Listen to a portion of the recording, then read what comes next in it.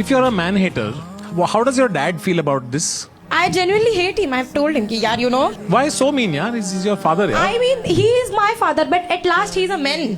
तो इस बारे में आपको क्या कहना है? मेरी बेटी मेरी जान है। उसका मर्द मेहनत कर रहा है बेचारा और करके खिला रहा है बच्चों को, अपने खुश रख रहा है। बच्चे उसमें गलत बोले बाप को तो वो गलत है। मेहनत मर्द करते तो ही औरत को सब होता है ना, थोड़ी कोई अकेले औरत के ही सब चलता है। It's a balance. It's not like ऐसा men versus women. હા નહીં, આજે જેટલું બાપને દીકરી પ્રત્યે જેટલું વધારે હોય ને એટલું માને બી ન હોય।